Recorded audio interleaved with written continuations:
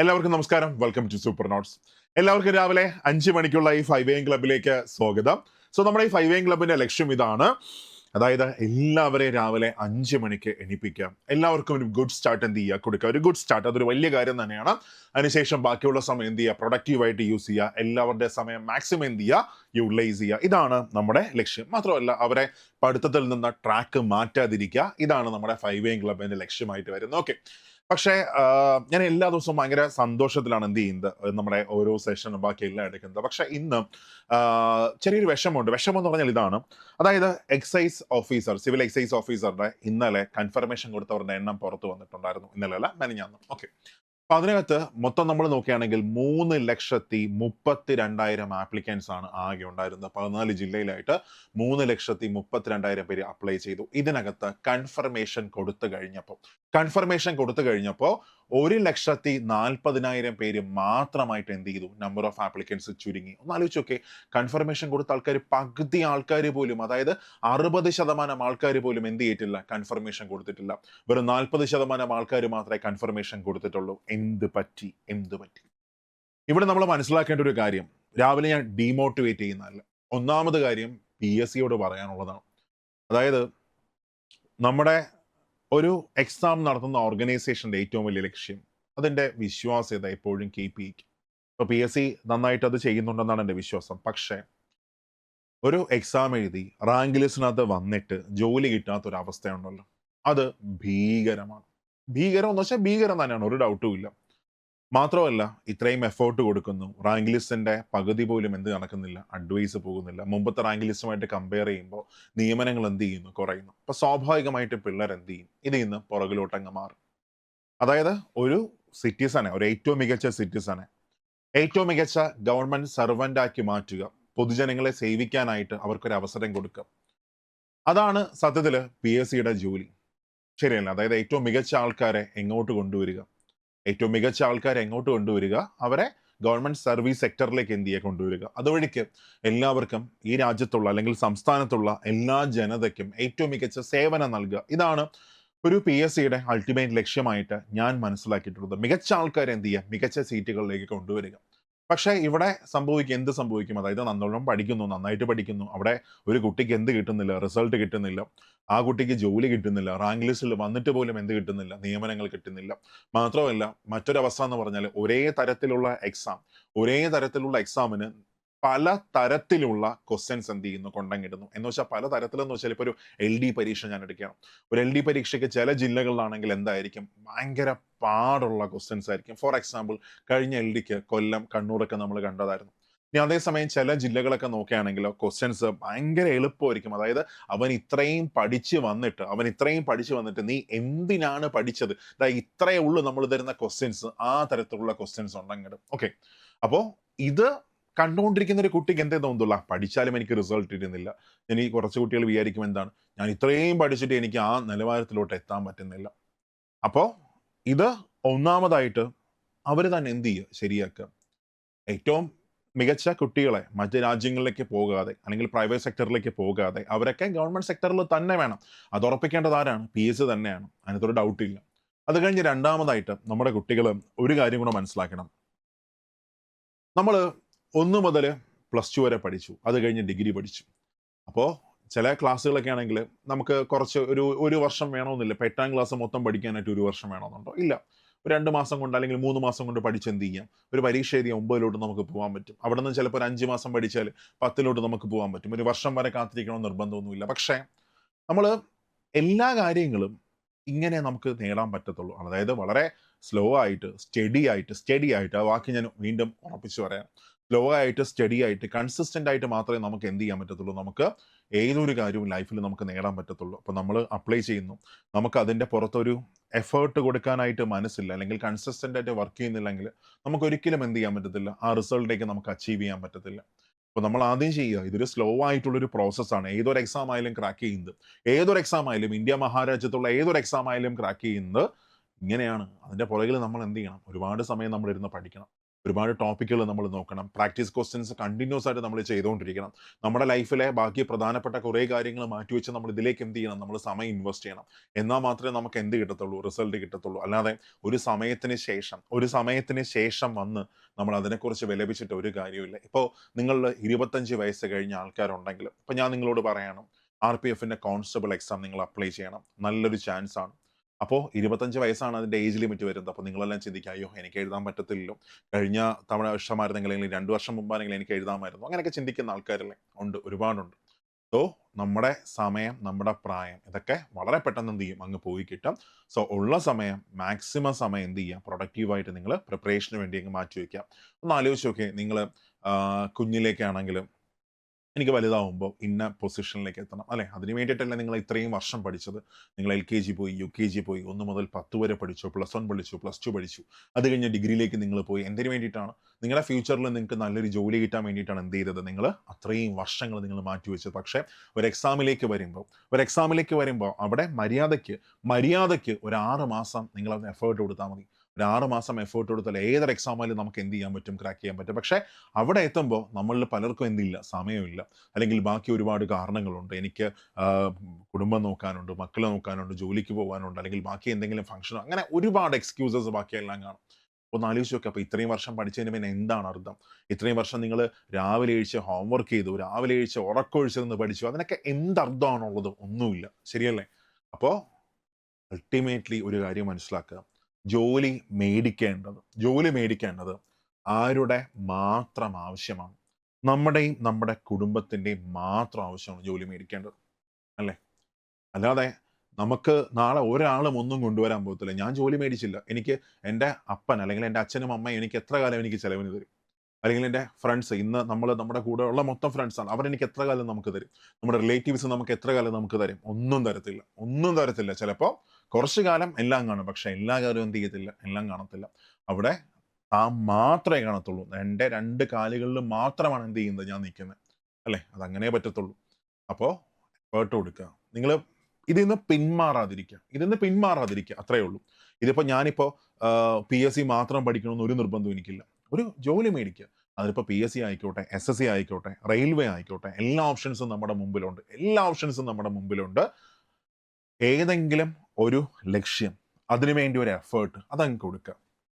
ഒരു 6 മാസം അങ്ങ് മാറ്റി വെച്ചു, ബാക്കി എല്ലാത്തിൽ നിന്നും മാറ്റി വെച്ചു. ഏതൊരു എക്സാം ആയാലും നമ്മുടെ മുമ്പിൽ എന്ത് ചെയ്യാൻ പറ്റും? നമുക്ക് ക്രാക്ക് ചെയ്യാൻ പറ്റും. ഇപ്പോൾ നിങ്ങൾ പഠിച്ചു തുടങ്ങുന്ന ആൾക്കാരാണെങ്കിൽ ഈ വർഷം അവസാനം കമ്പനി ബോർഡ് എസ് നോട്ടിഫിക്കേഷൻ വരും, കമ്പനി ബോർഡ് LGSന്റെ നോട്ടിഫിക്കേഷൻ വരും. ഇത് രണ്ടും അത്യാവശ്യം നല്ലോണം നിയമനം നടക്കുന്ന പോസ്റ്റുകളാണ്. അത് കഴിഞ്ഞ് നിങ്ങൾ SSC നോക്കുകയാണെങ്കിൽ ഇപ്പോൾ CGLന്റെ നോട്ടിഫിക്കേഷൻ വരും, CHSLന്റെ നോട്ടിഫിക്കേഷൻ വരും, MTSന്റെ നോട്ടിഫിക്കേഷൻ വരും. ഈ വർഷം തന്നെ അടുത്ത് GD കോൺസ്റ്റബിളിന്റെ നോട്ടിഫിക്കേഷൻ വരും. റെയിൽവേ നോക്കുകയാണെങ്കിലോ NTPCയുടെ നോട്ടിഫിക്കേഷൻ വരും, ഗ്രൂപ്പ് ഡിയുടെ നോട്ടിഫിക്കേഷൻ വരും, RPFന്റെ നോട്ടിഫിക്കേഷൻ വരും. അങ്ങനെ ഇത്രയും ഓപ്ഷൻസ് നിങ്ങളുടെ മുമ്പിലുണ്ട്. നിങ്ങൾ ആർക്കും വാക്ക് കൊടുത്തിട്ടില്ല ഞാൻ ഇന്ന ജോലിക്ക് മാത്രമേ പോകത്തുള്ളൂ.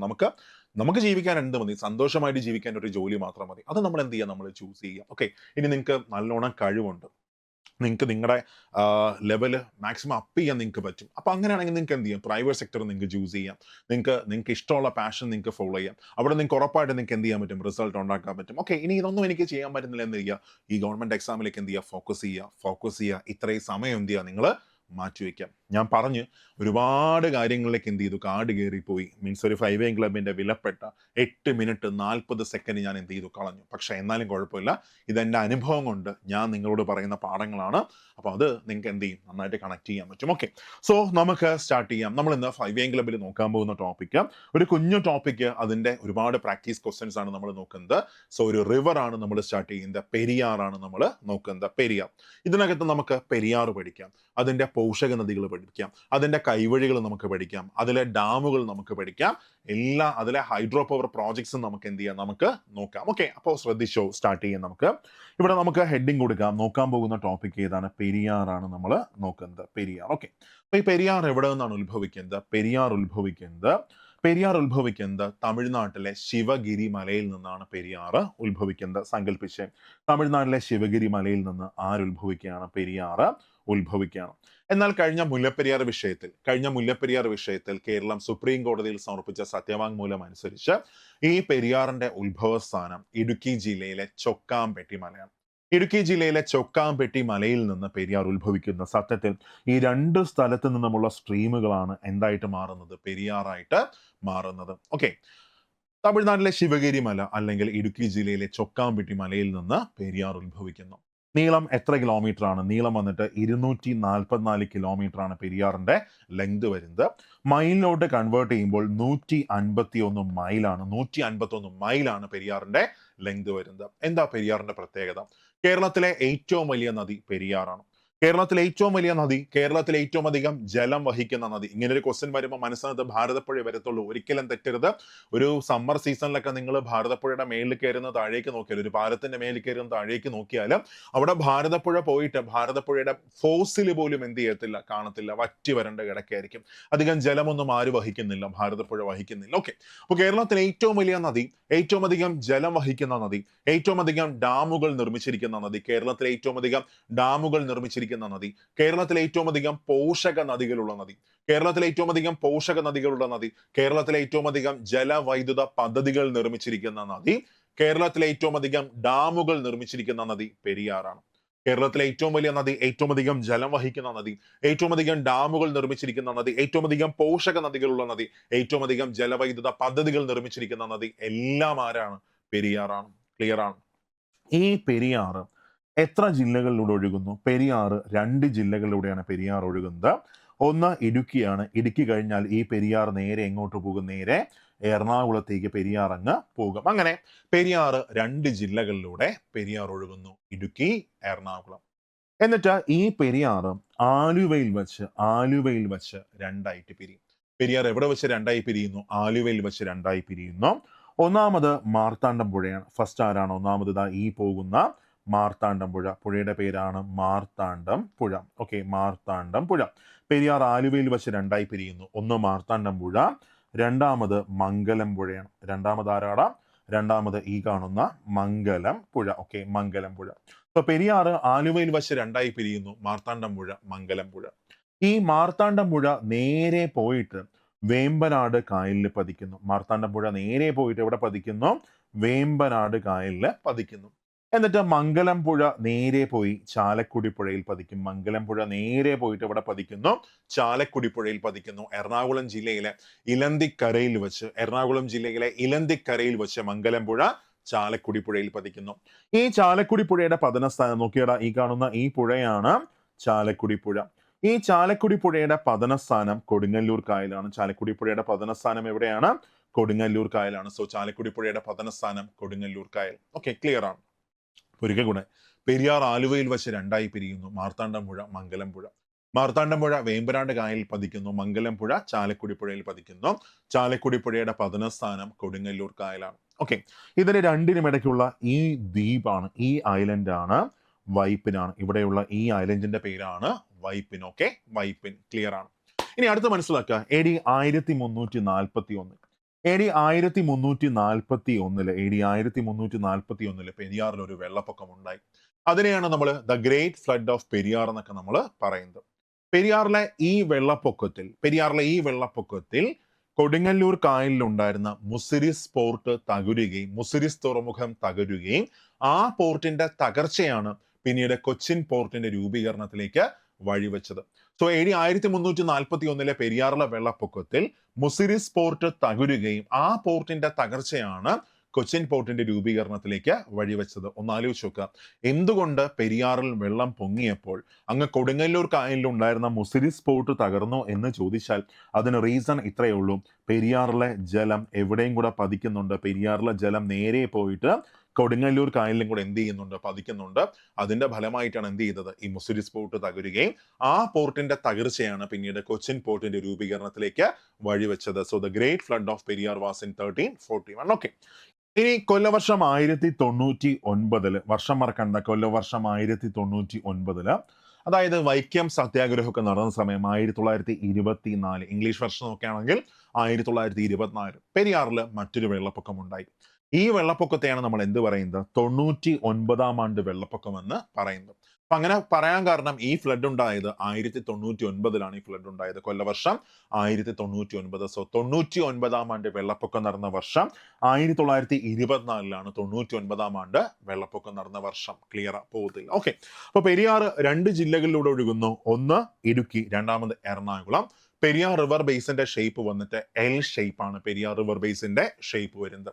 സോ പെരിയാറിന്റെ വിശേഷണങ്ങളാണ്. ഒന്ന്, കേരളത്തിന്റെ ജീവനാഡി എന്നറിയപ്പെടുന്ന നദി. കേരളത്തിന്റെ ജീവനാഡി അല്ലെങ്കിൽ life line of Kerala.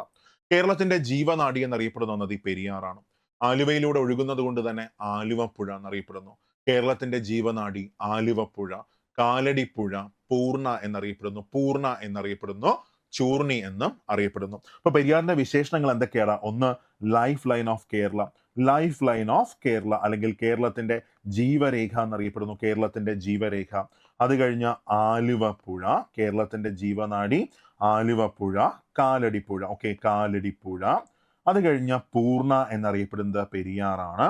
Churni എന്നറിയപ്പെടുന്നതും പെരിയാറാണ്. So കേരളത്തിന്റെ ജീവനാഡി ആലുവപ്പുഴ, കാലടിപ്പുഴ, പൂർണ്ണ, ചൂർണി എന്നൊക്കെ അറിയപ്പെടുന്നത് പെരിയാറാണ്. ഇതില് ശങ്കരാചാര്യർ പെരിയാറിനെ എന്തെന്ന് വിശേഷിപ്പിച്ചു?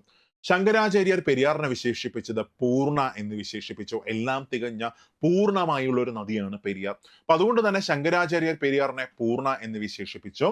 എന്നാൽ ചാണക്യന്റെ അർദ്ധശാസ്ത്രത്തിൽ അല്ലെങ്കിൽ കൗടില്യന്റെ അർദ്ധശാസ്ത്രത്തിൽ പെരിയാർ അറിയപ്പെടുന്ന പേരാണ് ചൂർണി എന്ന് അറിയപ്പെടുന്നു. ചൂർണി എന്നറിയപ്പെടുന്നു.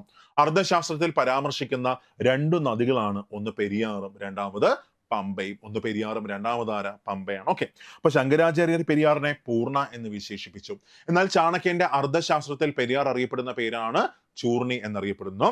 അർദ്ധശാസ്ത്രത്തിൽ പരാമർശിക്കുന്ന 2 നദികളാണ്, ഒന്ന് പെരിയാർ, രണ്ടാമത് പമ്പ. ഓർത്തിരിക്കുക, ആലുവ അദ്വൈതാശ്രമം സ്ഥിതി ചെയ്യുന്നത്. ആലുവ അദ്വൈതാശ്രമം സ്ഥിതി ചെയ്യുന്നത് പെരിയാറിന്റെ തീരത്താണ്. ആലുവ അദ്വൈതാശ്രമം സ്ഥിതി ചെയ്യുന്നത് പെരിയാറിന്റെ തീരത്താണ്. മാത്രമല്ല പ്രശസ്ത ക്രൈസ്തവ തീർത്ഥാടന കേന്ദ്രമായ എറണാകുളം ജില്ലയിലെ മലയാറ്റൂർ സ്ഥിതി ചെയ്യുന്നത് പെരിയാറിന്റെ തീരത്താണ്. അത് കഴിഞ്ഞ തട്ടേക്കാട് പക്ഷിസങ്കേതത്തിലൂടെ ഒഴുകുന്ന നദി. തട്ടേക്കാട് പക്ഷിസങ്കേതത്തിലൂടെ ഒഴുകുന്ന നദി അതുമാതിരി തന്നെയാണ്, പെരിയാറാണ്. ആ പക്ഷിസങ്കേതത്തിനുള്ളിൽ സ്ഥിതി ചെയ്യുന്ന വാട്ടർഫോൾ ആണ് Mulankuzhi waterfall. Mulankuzhi waterfall, Mulankuzhi waterfall. Okay, 3 കാര്യങ്ങൾ. ഒന്ന്, ആലുവ അദ്വൈതാശ്രമം സ്ഥിതി ചെയ്യുന്നത് പെരിയാറിന്റെ തീരത്താണ്. ദെൻ ക്രൈസ്തവ തീർത്ഥാടന കേന്ദ്രമായ മലയാറ്റൂർ സ്ഥിതി ചെയ്യുന്നത് പെരിയാറിന്റെ തീരത്താണ്.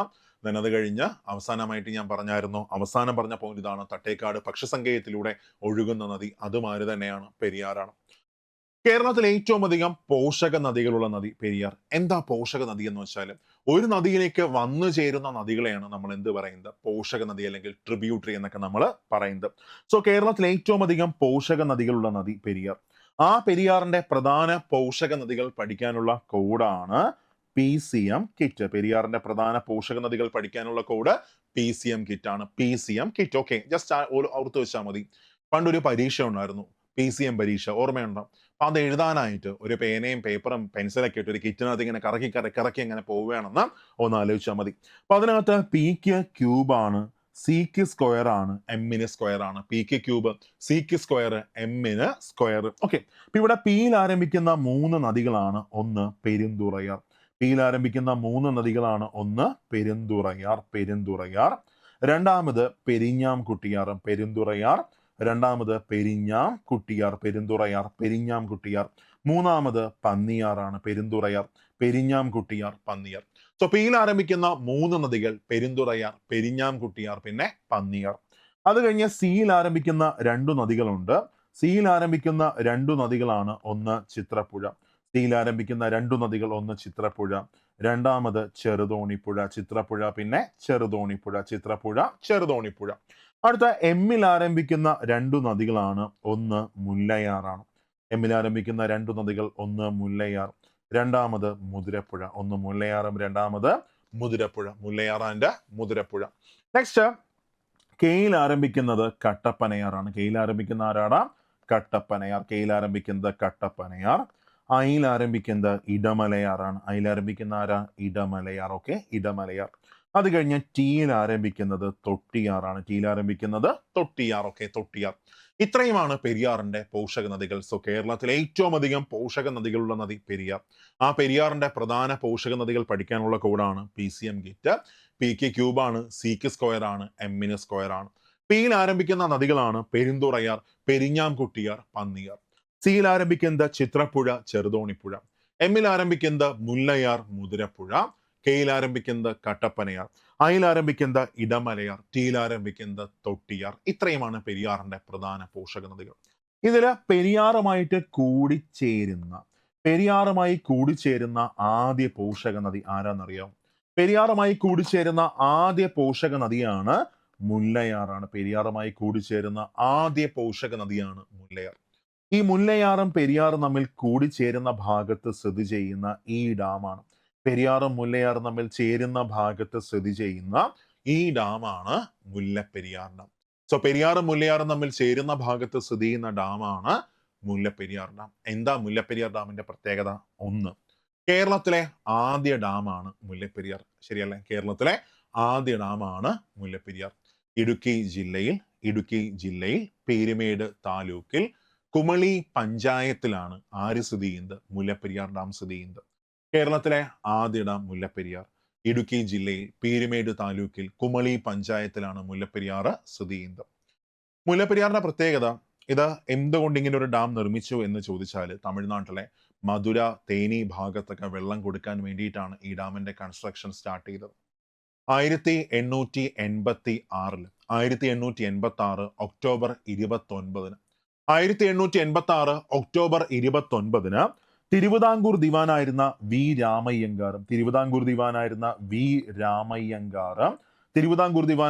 വി രാമയ്യങ്കാറും മദ്രാസ് സ്റ്റേറ്റ് സെക്രട്ടറി ആയിരുന്ന JC ഹാനിങ്ടണും ചേർന്നാണ് മുല്ലപ്പെരിയാർ കരാർ ഒപ്പുവെച്ചത്. വർഷം 1886 ഒക്ടോബർ 29 തിരുവിതാംകൂർ ദിവാനായിരുന്ന വി രാമയ്യങ്കാറും മദ്രാസ് സ്റ്റേറ്റ് സെക്രട്ടറി ആയിരുന്ന JC ഹാനിങ്ടണും ചേർന്നാണ് മുല്ലപ്പെരിയാർ കരാർ ഒപ്പുവെച്ചത്. ഈ കരാർ പ്രകാരം 1887 ഇതിന്റെ നിർമ്മാണം എന്ത് ചെയ്തു? ആരംഭിച്ചു. 1887 ഇതിന്റെ നിർമ്മാണം ആരംഭിച്ചു. എന്റെ ഹൃദയ രക്തം കൊണ്ട് ഞാൻ എഴുതിയ കരാറാണ് മുല്ലപ്പെരിയാർ. എന്റെ ഹൃദയ രക്തം കൊണ്ട് ഞാൻ എഴുതിയ കരാറാണ് മുല്ലപ്പെരിയാർ. ഇത് ആരുടെ വാക്കുകളാണ്? വിശാഖം തിരുനാളിന്റെ വാക്കുകളാണ്. This treaty was signed with the blood of my heart. എന്തുകൊണ്ട് ഇദ്ദേഹം അങ്ങനെ പറഞ്ഞു? നിങ്ങൾ ചിന്തിച്ചു കാണും. 1885 തന്നെ, അതായത് കരാർ ഒപ്പുവെക്കുന്നതിന് ഒരു വർഷം മുമ്പ് തന്നെ വിശാഖം തിരുനാൾ മരിച്ചായിരുന്നു. പിന്നെ എങ്ങനെ ഇദ്ദേഹം പറഞ്ഞായിരുന്നു? സിംപ്ലി ഇത്രയേ ഉള്ളൂ. ഇദ്ദേഹത്തിന്റെ കാലത്താണ് മുല്ലപ്പെരിയാറിന്റെ കരാർ ചർച്ചകളൊക്കെ നടന്നത്. ആ സമയത്താണ് അങ്ങനെ അദ്ദേഹം പറഞ്ഞത്, എനിക്ക് വേറൊരു വഴിയൊന്നുമില്ല, ബ്രിട്ടീഷുകാർ പറയുന്ന എല്ലാം എനിക്ക് അനുസരിക്കുക, അത് മാത്രമേ നിവൃത്തിയുള്ളൂ. അങ്ങനെ ആ സമയത്ത് അദ്ദേഹം പറഞ്ഞു, എന്റെ ഹൃദയ രക്തം കൊണ്ട് ഞാൻ എഴുതുന്ന കരാറാണ് മുല്ലപ്പെരിയാർ. ഇത് വിശാഖം തിരുനാളിന്റെ വാക്കുകളാണ്. 1887 മുല്ലപ്പെരിയാറിന്റെ നിർമ്മാണം ആരംഭിച്ചു. 1895 ലോർഡ് വെൻലോക്ക് ആണ് മുല്ലപ്പെരിയാർ എന്ത് ചെയ്തത്? കമ്മീഷൻ ചെയ്തത്. ഇതിന്റെ ആർക്കിടെക്ട് ജോൺ പെന്നി ക്യുക്ക് ആയിരുന്നു. ഇതിന്റെ ആർക്കിടെക്ട് ജോൺ പെന്നി ക്യുക്ക്.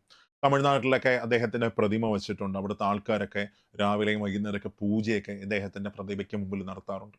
അപ്പൊ എന്താണ് ഇദ്ദേഹം നൽകിയ കോൺട്രിബ്യൂഷൻ എന്താണെന്ന് ചോദിച്ചാൽ, ജോൺ പെന്നി കുക്ക് ആയിരുന്നു ഇതിന്റെ ആർക്കിടെക്ട്. അപ്പൊ ബ്രിട്ടീഷുകാര് അലോ ചെയ്ത ഫണ്ട് എന്ത് ചെയ്തു? ഡാമിന്റെ ഒക്കെ ഒരു 25% ആയപ്പോൾ തന്നെ ഫണ്ട് തീർന്നു.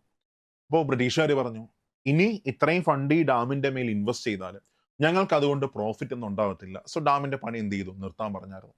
ഇത് ജോൺ പെന്നിക്കിന് ഇഷ്ടപ്പെട്ടില്ല. ഇദ്ദേഹം നേരെ എന്ത് ചെയ്തു? ഇംഗ്ലണ്ടിലേക്ക് പോയി. അവിടെ പോയിട്ട് തന്റെ കുടുംബം മൊത്തം വിറ്റ പൈസയും കൊണ്ട് തിരിച്ച് നാട്ടിലേക്ക് വന്നു. ആ കാശ് കൊണ്ടാണ് അദ്ദേഹം ഡാമിന്റെ നിർമ്മാണം പൂർത്തിയാക്കിയത്. ഓക്കെ, അപ്പൊ അതിന്റെയൊക്കെ സ്മരണാർത്ഥം തമിഴ്നാട് ഗവൺമെന്റ് ലണ്ടനിലൊക്കെ അദ്ദേഹത്തിന്റെ പ്രതിമയ്ക്ക് എന്ത് ചെയ്തിട്ടുണ്ട്? സ്ഥാപിച്ചിട്ടുണ്ട്. സോ പോയിന്റ് ഇത്രയേ ഉള്ളൂ. ഇതിന്റെ ചീഫ് ആർക്കിടെക്ട് ആരായിരുന്നു? ജോൺ പെന്നിക്യുക്ക് ആയിരുന്നു ഇതിന്റെ ചീഫ് ആർക്കിടെക്ട്. ഓക്കെ, ഇനി സുർക്കി ബേസ് കൊണ്ടാണ് മുല്ലപ്പെരിയാർ നിർമ്മിച്ചിരിക്കുന്നത്. 1970 കേരളത്തിലെ മുഖ്യമന്ത്രിയായിരുന്ന സി അച്യുതമേനോൻ വീണ്ടും ഒരു 999 വർഷത്തേക്ക് കൂടെ മുല്ലപ്പെരിയാറിന്റെ എല്ലാ അവകാശങ്ങളും തമിഴ്നാടിന് ഒപ്പുവെച്ചുകൊണ്ട് കരാർ ഒപ്പുവെച്ചു. അങ്ങനെ പെരിയാർ ലീസ് എഗ്രിമെന്റ് പുതുക്കി നൽകിയ വ്യക്തി ആരാണെന്ന് വെച്ചാൽ ആരാണത്? സി അച്യുതമേനോനാണ്. നല്ല മനുഷ്യനെ ഒരു മിനിറ്റ് സ്മരിച്ചുകൊണ്ട് നമുക്ക് എന്ത് ചെയ്യാം, മുമ്പിലേക്ക് നമുക്ക് പോകാം. ഓക്കെ, അങ്ങനെ മുല്ലപ്പെരിയാർ കരാർ പുതുക്കി നൽകിയ വ്യക്തിയാണ് സി അച്യുതമേനോൻ. അത് എന്തുകൊണ്ട് പുതുക്കി നൽകേണ്ടി വന്നു എന്ന് ചോദിച്ചാൽ, ഇന്ത്യൻ ഇൻഡിപെൻഡൻസ് ആക്ട് പ്രകാരമാണ് ഇന്ത്യക്ക് സ്വാതന്ത്ര്യം കിട്ടിയത്. അപ്പൊ ആ സമയത്തെ ഏറ്റവും പ്രധാനപ്പെട്ട വ്യവസ്ഥ ഇതായിരുന്നു. ഇന്ത്യക്ക് സ്വാതന്ത്ര്യം കിട്ടുന്നതോടുകൂടി അതുവരെ ഉണ്ടായിരുന്ന ബ്രിട്ടീഷുകാർ ഒപ്പുവെച്ച എല്ലാ കരാറുകളും എല്ലാ ട്രീറ്റുകളും എന്ത് ചെയ്യും, അസാധുവായിട്ട് മാറും. സ്വാഭാവികമായിട്ടും മുല്ലപ്പെരിയാർ ട്രീറ്റിയും ഇൻവാലിഡ് ആയിട്ട് മാറി. അങ്ങനെ 1970 സി അച്യുതമേനോൻ മുല്ലപ്പെരിയാർ കരാർ എന്ത് ചെയ്തു, പുതുക്കി നൽകി. സോ മുല്ലപ്പെരിയാർ കരാർ പുതുക്കി നൽകിയ വ്യക്തിയാണ് സി അച്യുതമേനോൻ. മുല്ലപ്പെരിയാറിലെ ജലം സംഭരിക്കുന്ന തമിഴ്നാട്ടിലെ ഡാമാണ് വൈഗാ ഡാം. മുല്ലപ്പെരിയാറിലെ ജലം സംഭരിക്കുന്ന തമിഴ്നാട്ടിലെ ഡാമാണ് വൈഗാ ഡാം. ഞാൻ മുല്ലപ്പെരിയാർ വിഷയത്തെക്കുറിച്ച് പഠിക്കാനായി സുപ്രീം കോടതി നിയോഗിച്ച കമ്മിറ്റിയാണ് justice S Anand committee. Then മനസ്സിൽ വെച്ചേക്കുക, തേക്കടി ടൂറിസ്റ്റ് ഡെസ്റ്റിനേഷൻ ഒക്കെ അല്ലേ, നിങ്ങൾ ബോട്ടിംഗ് ഒക്കെ നടത്തുന്ന ആ തേക്കടി ടൂറിസ്റ്റ് ഡെസ്റ്റിനേഷൻ ഒക്കെ സ്ഥിതി ചെയ്യുന്നത് ഈ മുല്ലപ്പെരിയാർ ഡാമിന്റെ റിസർവോയർ പ്രമൈസസിലാണ്. മുല്ലപ്പെരിയാർ ഡാമിന്റെ റിസർവോയർ പ്രമൈസസിലാണ് തേക്കടി ടൂറിസ്റ്റ് ഡെസ്റ്റിനേഷൻ ഒക്കെ സ്ഥിതി ചെയ്യുന്നത്. മുല്ലപ്പെരിയാർ ഡാം പ്രമൈസസിലാണ് തേക്കടി ടൂറിസ്റ്റ് ഡെസ്റ്റിനേഷൻ ഒക്കെ സ്ഥിതി ചെയ്യുന്നത്. ഓർത്തിരുന്നു കേട്ടോ, ക്ലിയർ ആണ്. നെക്സ്റ്റ്, കേരളത്തിൽ ഏറ്റവും അധികം ഡാമുകൾ നിർമ്മിച്ചിരിക്കുന്ന നദി. കേരളത്തിൽ ഏറ്റവും അധികം ഡാമുകൾ നിർമ്മിച്ചിരിക്കുന്ന നദി അതുമാതിരി തന്നെയാണ് പെരിയാറാണ്. സോ പെരിയാറിൽ നിർമ്മിച്ചിരിക്കുന്ന പ്രധാനപ്പെട്ട ഡാമുകൾ പഠിക്കാനുള്ള കോഡാണ്. പെരിയാറിൽ നിർമ്മിച്ചിരിക്കുന്ന പ്രധാന ഡാമുകൾ പഠിക്കാനുള്ള കോഡാണ് പിക്കിൾ ബാം. അച്ചാറ് കൊണ്ട് ബാം ഉണ്ടാക്കിയെന്ന് ജസ്റ്റ് ഒന്ന് ആലോചിച്ചാൽ മതി. Pickle balm. അതിനകത്ത് ഐക്യു സ്ക്വയർ ആണ്, സിക്ക് സ്ക്വയർ ആണ്, കെക്ക് സ്ക്വയർ ആണ്, എമ്മിന് സ്ക്വയർ ആണ്. ഇത്രയും സ്ക്വയർ ആണ്. 2 ഡാമുകളുണ്ട്. ഇതിനകത്ത് പിയിൽ ആരംഭിക്കുന്ന ഡാമാണ് പൊന്മുടി ഡാം. പിയിൽ ആരംഭിക്കുന്നത് പൊന്മുടി ഡാം സ്ഥിതി ചെയ്യുന്നത് പന്നിയാർ ഇടുക്കിയിലാണ് പൊന്മുടി ഡാം സ്ഥിതി ചെയ്യുന്നത്. So P Ponmudi dam. ഐയിൽ ആരംഭിക്കുന്ന 2 ഡാമുകളാണ്, ഒന്ന് ഇടുക്കി ഡാം. ഒന്ന് ഇടുക്കി ഡാം, രണ്ടാമത് ഇടമലയാർ ഡാം. ഒന്ന് ഇടുക്കി ഡാമും രണ്ടാമത് Idamalayar dam. Okay, Idukki dam and Idamalayar dam. അടുത്ത സിയിൽ ആരംഭിക്കുന്ന 2 ഡാമുകളാണ്. ഒന്ന് ചെങ്കുളം ഡാം. സിയിൽ ആരംഭിക്കുന്ന 2 ഡാമുകൾ, ഒന്ന് ചെങ്കുളം ഡാം, രണ്ടാമത് ചെറുതോണി ഡാം. ഒന്ന് ചെങ്കുളം ഡാമും രണ്ടാമത് ചെറുതോണി ഡാം. അങ്ങനെ സിയിൽ ആരംഭിക്കുന്ന 2 ഡാമുകളാണ് ചെങ്കുളം ഡാം, ചെറുതോണി ഡാം. കെയിൽ ആരംഭിക്കുന്ന 2 ഡാമുകളാണ്, ഒന്ന് കുണ്ടല ഡാം. കെയിൽ ആരംഭിക്കുന്ന 2 ഡാമുകൾ, ഒന്ന് കുണ്ടല ഡാം, രണ്ടാമത് കുളമാവ് ഡാം. കുണ്ടല ഡാമും കുളമാവ് ഡാമും. ഓക്കെ, അടുത്ത എല്ലിൽ ആരംഭിക്കുന്ന ഡാമാണ് ലോവർ പെരിയാർ. വന്നിട്ട് ലോവർ പെരിയാർ ഡാം. ഇയിൽ ആരംഭിക്കുന്നത് ഇരട്ടയാർ ഡാമാണ്. Erattayar dam. Okay, Erattayar dam. ഇയിൽ ആരംഭിക്കുന്നത് ഇരട്ടയാർ ഡാം. ദെൻ ബിയിൽ ആരംഭിക്കുന്നത് ഭൂതത്താൻ കെട്ട് ഡാമാണ്. ഭൂതത്താൻ കെട്ട് ഡാം. അടുത്ത എയിൽ ആരംഭിക്കുന്നത് ആന ഇറങ്കൽ ഡാമാണ്. ഓക്കെ, ആന ഇറങ്കൽ ഡാം. എയിൽ ആരംഭിക്കുന്നത് ആന ഇറങ്കൽ ഡാമാണ്. ദെൻ എമ്മിൽ ആരംഭിക്കുന്ന 2 ഡാമുകളാണ്, ഒന്ന് മുല്ലപ്പെരിയാർ ഡാം, 2 മാട്ടുപ്പെട്ടി ഡാം. ഒന്ന് മുല്ലപ്പെരിയാർ ഡാമും 2 മാട്ടുപ്പെട്ടി ഡാമും. മാട്ടുപ്പെട്ടി ഡാമിന്റെ പ്രത്യേകത, കേരളത്തിലാദ്യ കോൺക്രീറ്റ് ഡാമാണ് മാട്ടുപ്പെട്ടി. ഡാം ഏതാണ്? മാട്ടുപ്പെട്ടിയാണ്. ഓക്കെ, മാട്ടുപ്പെട്ടി ഡാമാണ്. ഇവിടെ 2 ഡാമുകൾ ഒഴിച്ച് ബാക്കി എല്ലാം സ്ഥിതി ചെയ്യുന്നത് ഇടുക്കി ജില്ലയിലാണ്.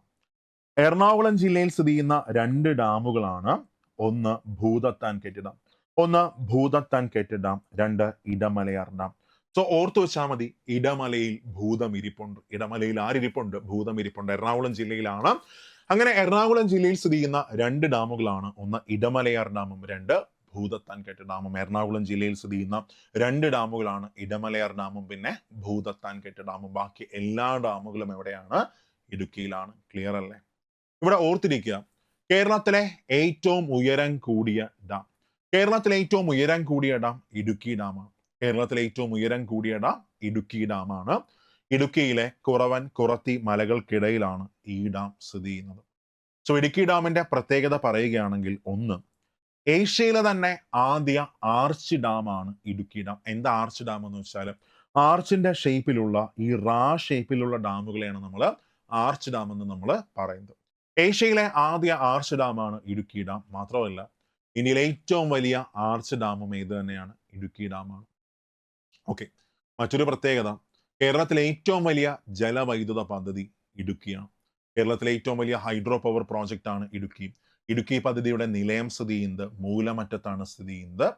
സ്ഥാപിത ശേഷി 780 മെഗാവാട്ടാണ്. 780 മെഗാവാട്ടാണ് ഇൻസ്റ്റാൾഡ് കപ്പാസിറ്റി ആയിട്ട് വരുന്നത്. 130 മെഗാവാട്ടിന്റെ 6 ടർബൈനാണ് അവിടെ ഫംഗ്ഷൻ ചെയ്യുന്നത്. അങ്ങനെ 130 × 6 780 മെഗാവാട്ടാണ് ഇടുക്കിയുടെ ഇൻസ്റ്റാൾഡ് കപ്പാസിറ്റി. ഓർത്തിരിക്കുക, പോയിന്റ് ഇതാണ്, കേരളത്തിലെ ഏറ്റവും വലിയ ഭൂഗർഭ ജലവൈദ്യുത നിലയം. കേരളത്തിലെ ഏറ്റവും വലിയ ഭൂഗർഭ ജലവൈദ്യുത നിലയം മൂലമറ്റമാണ്. ഈ മൂലമറ്റത്ത് നിന്ന് പുറന്തള്ളുന്ന വെള്ളം ഉപയോഗിച്ച് പ്രവർത്തിക്കുന്ന ജലവൈദ്യുത പദ്ധതിയാണ് മലങ്കര. മൂലമറ്റത്ത് നിന്ന് പുറന്തള്ളുന്ന വെള്ളം ഉപയോഗിച്ച് പ്രവർത്തിക്കുന്ന ഹൈഡ്രോ പവർ പ്രോജക്റ്റ് ആണ് Malankara hydro power project. 1975 October 4-ന് 1975 ഒക്ടോബർ 4-ന് ഇടുക്കിയിൽ വൈദ്യുതോൽപാദനം ആരംഭിച്ചു. 1976 ഇന്ദിരാഗാന്ധി ഇടുക്കി പ്രോജക്റ്റ് കമ്മീഷൻ ചെയ്തു. Idukki dam, Cheruthoni dam, Kulamavu dam. Idukki dam, Cheruthoni dam, Kulamavu dam, ഈ 3 ഡാമുകൾ ചേർന്നതാണ് ഇടുക്കി പ്രോജക്റ്റ്. KSEB ആണ് ഈ 3 ഡാമുകളെയും ഓൺ ചെയ്യുന്നത്. ഈ ഡാമുകൾ നിർമ്മിക്കാൻ KSEBയെ ഫണ്ട് ചെയ്തത് കാനഡയാണ്. അപ്പൊ അതുകൊണ്ട് തന്നെ ഇടുക്കി ഡാം ഏത് രാജ്യവുമായി സഹകരിച്ചാണ് നിർമ്മിച്ചതെന്ന് ചോദിച്ചാൽ, ഇടുക്കി ഡാം ഏത് രാജ്യവുമായി സഹകരിച്ചാണ് നിർമ്മിച്ചത്?